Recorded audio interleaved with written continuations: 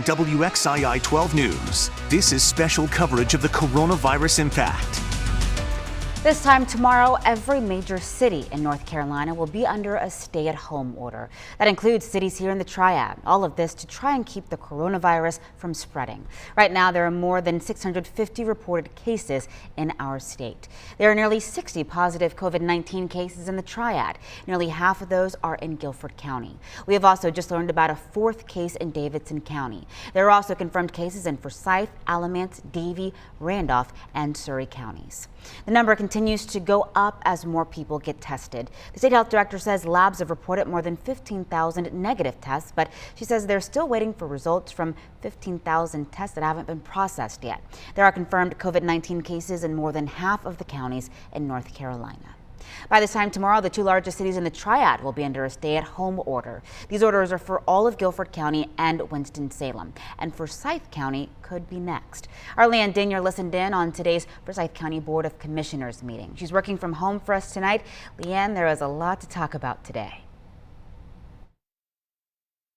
Yeah, it really was an informative afternoon. They met about 2 o'clock. It's hard to believe it was just last week. We were all at the government center observing social distancing, but of course still there. But this week they had their meeting virtually, and then here I am sharing the update with you guys from my kitchen. It's all very interesting. But back to the point, yes, this Board of Commissioners meeting was very informative. There were two sort of different sections to this meeting. There was an update from Novant Health, and then there was a thorough discussion about if this stay-at-home order is right for Forsyth County. So let's start first with Novant. We heard from one of the doctors with that system. He says that there are 3 obstacles that they're facing right now.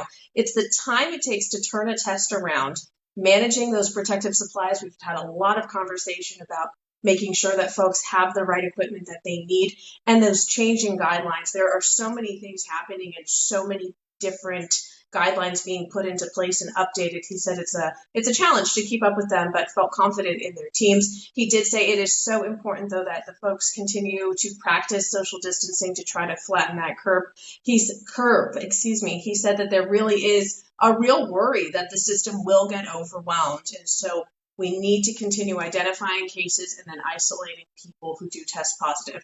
We did learn a bit of information about Novant specifically. We're told that there are more than 50 cases in the system right now, which is either being investigated as a possible positive or a positive case. That's 50 cases within Novant, so we'll be hoping to get more information from them as time goes on. The second piece of this meeting was that stay-at-home order. So right now, the county attorney, Gordon Watkins, is drafting that countywide order. The commissioners, they did express some concern. They're worried that it's going to cause a lot of confusion, especially about who is essential and who is not essential. They're also worried about the economic ramifications that this order would have, but ultimately they were in agreement. They say this is the next best step for the county. So the documents are being drawn up. They do need to be signed. They do need to be formalized, but it is our understanding that they are going to follow Winston-Salem's guidelines. And so we should be getting an update on that within the next 24 hours. Reporting from Winston-Salem, Leanne Danier, WXII 12 News. Yeah, lots of good information, Leanne. Thank you. And as we mentioned, Guilford County and the city of Winston-Salem already issued those stay-at-home orders. The mayor of Clemens issued a shelter-in-place order. They all go into effect tomorrow evening at 5 o'clock. We're getting a lot of questions about these stay-at-home orders. Each one's a little bit different, but here's a look at what you can still do regardless of where you live. You can shop at the grocery store and pick up medicine at the pharmacy. You can also go to the doctor, get takeout or delivery from a restaurant, and take a walk outside. If your county or city is under a stay-at-home order, you should not go to work unless you are an essential worker. You should not visit friends or family if it isn't urgent. You should not leave your home or travel unless it is absolutely necessary.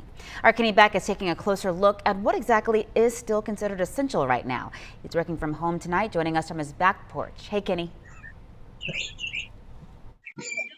Brianna, good evening to you. I spoke with a couple of small business owners in the Piedmont Triad today. They're about 4 miles apart. They are in different counties, both relatively new within the last few years, both extraordinarily popular and successful so far.